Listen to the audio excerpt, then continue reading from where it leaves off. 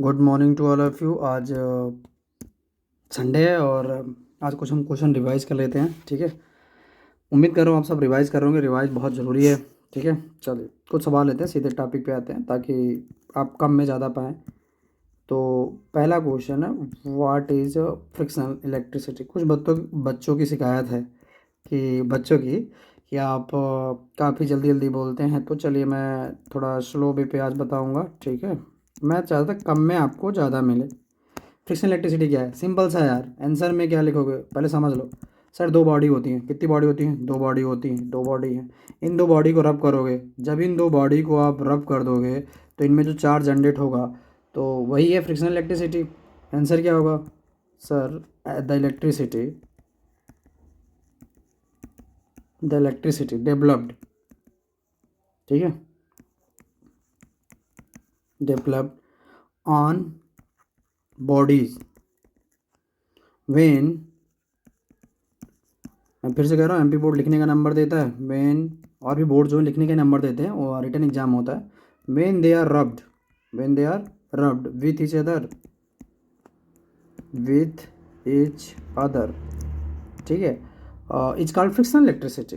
Simple सा है, it's called frictional electricity. Sunday है, रिवीजन एक्सप्रेस पे बैठ जाइए और मेरे साथ रिवाइज करिए। ठीक है, ये पहला क्वेश्चन हो गया। दो बॉडी थी सर, दोनों बॉडी का रब किया, दोनों बॉडी में चार्ज जनरेट हुआ, उसे बोलेंगे फ्रिक्शनल इलेक्ट्रिसिटी। ठीक है, ये क्लियर हो गया होगा। चलिए अगले क्वेश्चन पे आते हैं। क्वेश्चन नंबर 2 पे आ जाते हैं। क्वेश्चन नंबर 2 है, व्हाट इज़ फंडामेंटल चार्ज। ये 2023 में आया हुआ है, बहुत सिंपल सा सवाल था जो आया हुआ था। Fundamental, what is fundamental charge. ठीक है, साथ में मान लीजिए पूछ दिया है राइट इट्स वैल्यू, इसकी वैल्यू बताइए। यार आंसर समझो पहले। ठीक है, हम सबको पता है इलेक्ट्रॉन होता है, प्रोटॉन होता है। इलेक्ट्रॉन पे नेगेटिव चार्ज, प्रोटॉन पे पॉजिटिव चार्ज, न्यूट्रॉन पे चार्ज नहीं होता, तो उसकी बात ही क्यों करें। तो इलेक्ट्रॉन और प्रोटॉन पे जो चार्ज प्रेजेंट होंगे उनकी जो सबसे स्मॉलेस्ट यूनिट होगी वही कहलाएगी फंडामेंटल चार्ज। तो क्या बताओगे? Charge on electron, charge on electron or proton, चाहे वो प्रोटॉन हो, is the smallest unit of charge. इन दोनों की जो स्मॉलेस्ट यूनिट होगी, कौन सी यूनिट होगी? स्मॉलेस्ट यूनिट होगी, वही कहलाती फंडामेंटल चार्ज। आंसर लिखना हो, चार्ज ऑन इलेक्ट्रॉन और प्रोटॉन is the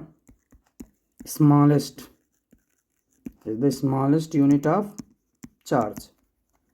ठीक है, स्मॉलेस्ट यूनिट ऑफ चार्ज। अब फिर दूसरा क्या पूछ रहा है? इसकी वैल्यू बताइए। यार वैल्यू सिंपल सी होती है। वैल्यू क्या होती है? 1.6 इंटू 10⁻⁻19 कूलम। ये भी मेंशन कर दीजिए, जितना आप पूछेगा उतना आपको बताना पड़ेगा। ठीक है, चलिए।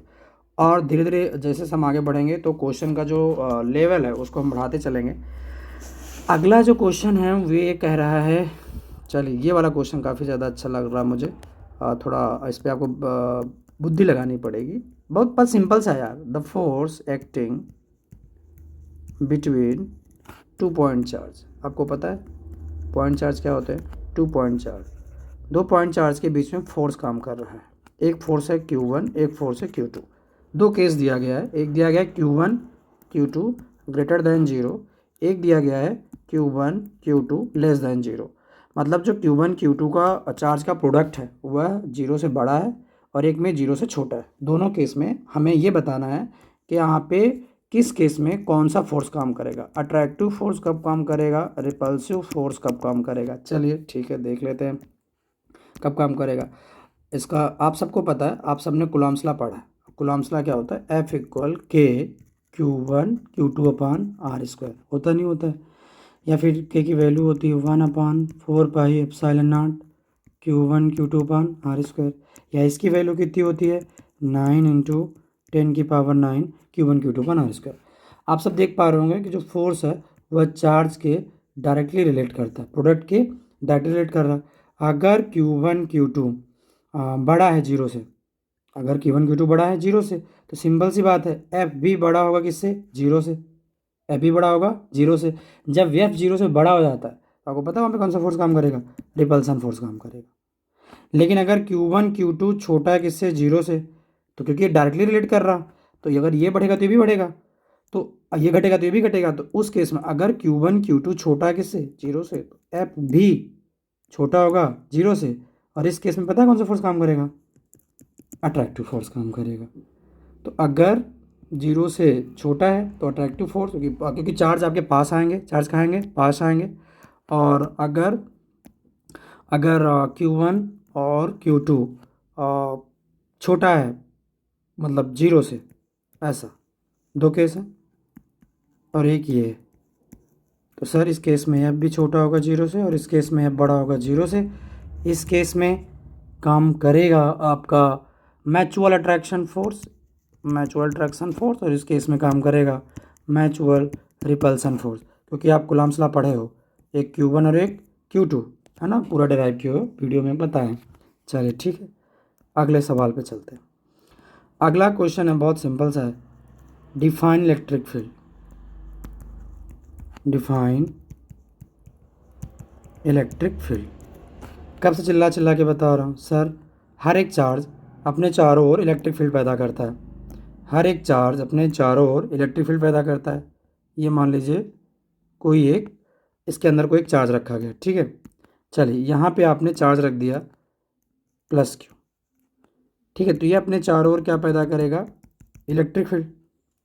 फिर आप क्या करते हैं, फिर आप एक और चार्ज यहाँ पे चार्ज एक रखा गया है, और वो चार्ज आपका क्या हो गया, वहाँ पे मान लीजिए आपने टेस्ट चार्ज रखा है, टेस्ट चार्ज पॉजिटिव होता है। तो जब इस चार्ज को इसके पास लाने की कोशिश करेंगे, तो यहाँ पे एक फोर्स काम करेगा, इलेक्ट्रोस्टैटिक फोर्स। तो due two plus Q charge, इस चार्ज की वजह से यह अपने ऊपर एक फोर्स फील कर रहा है। इसी को ही बोलेंगे क्या, इलेक्ट्रिक फील्ड। क्या बोलेंगे, इलेक्ट्रिक फील्ड। सर लिखेंगे कितना, सिंपल सा यार, लिखने में क्या है, लिखने में आप बता दीजिए कि electric field is the region around a charge. क्या, electric field is the region, ठीक है, electric field is the region around a charge, जहाँ पे around a charge in which another charge यानी test charge experience electrostatic force. ठीक है, simple सा लिख दीजिएगा। ओके, अगले क्वेश्चन पे आते हैं। इलेक्ट्रिक डाइपोल क्या है। अगला अगला जो आपका क्वेश्चन हो गया, मान लीजिए थोड़ा गले में आज दिक्कत है। What is electric dipole. Simple सा है यार, इस पे भी मैं कह रहा हूँ ना रिवीजन है, तो बहुत सारे लोगों से बन रहा होगा सर ये थोड़ा और टफ बताइए। तो रिवीजन पे अगर आप ये आपसे ही बनना तो आप खुश हो जाइए। सर जब दो अपोजिट चार्ज एक दूसरे के बहुत पास रखे जाएं, कौन सा चार्ज है, ये मान लीजिए ये चार्ज हो गया, ठीक है, ये चार्ज हो गया आपका एक इधर, तो यहाँ पे मान लीजिए -Q हो गया और यहाँ पे +Q हो गया, ठीक है। तो जब एक दूसरे से दो अपोजिट चार्ज जब एक दूसरे से बहुत ही कम डिस्टेंस पे रखे जाएं तो उसे हम क्या बोलते हैं, इलेक्ट्रिक डाइपोल। एक और प्यारा सा क्वेश्चन है, उस पर आप देख लीजिए। चलिए, एक डायग्राम मैं बनाता हूँ और आपको बताना है कि Q1 कौन सा चार्ज होगा, Q2 कौन सा चार्ज होगा। यहाँ पे मान लीजिए Q2 चार्ज रखा गया है और यहाँ पे आपका Q1 चार्ज रखा गया है, और ये जिसे इलेक्ट्रिक फील्ड ऑफ लाइन की प्रॉपर्टीज़ पता होगी वही इस सवाल का जवाब दे पाएगा, ठीक है। तो अगर आपसे नहीं है तो आप इलेक्ट्रिक फील्ड ऑफ लाइन की प्रॉपर्टीज़ पढ़ लीजिए, बिना उसके आप इस सवाल का जवाब नहीं दे पाएंगे। यहाँ पे देखिए, ये इधर जा रही हैं, ये इधर जा रही हैं, ये इनवर्ड आ रही हैं और ये आउटवर्ड जा रहे हैं। तो आप सबको पता है, तो पूछ रहा Q1 कौन सा चार्ज होगा बताइए और Q2 कौन सा चार्ज होगा।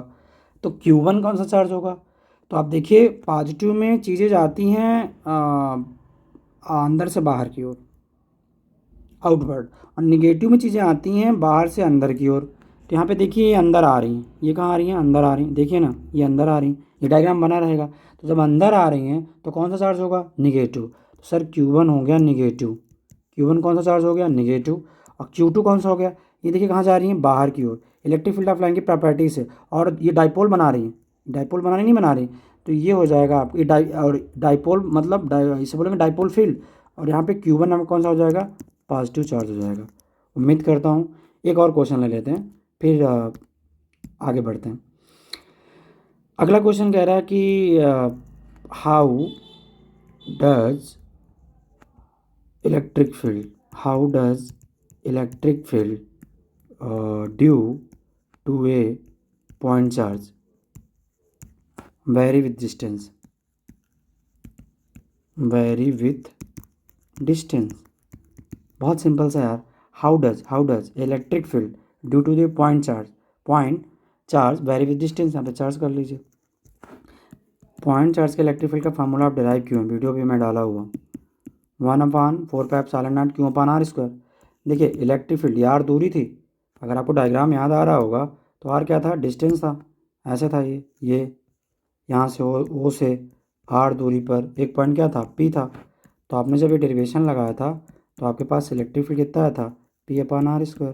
तो यहाँ पे इलेक्ट्रिक फील्ड और दूरी कैसे रिलेट कर रहे हैं, इन्वर्सली। तो सीधी सी बात है, डिस्टेंस बढ़ेगा तो इलेक्ट्रिक फील्ड कैसे अफेक्ट होगा आपको पता है, तो आप बता देंगे E inversely proportional 1/r², where r is the distance from the point charge. इतने वीडियो मतलब इतने सारे वीडियो पढ़े हुए हैं यूनिट फर्स्ट के, धीरे धीरे देखिए, रिवाइज करिए, रिवाइज करेंगे तभी आप चीज़ों को रिकॉल कर पाएंगे टाइम आने पे। Thanks for watching.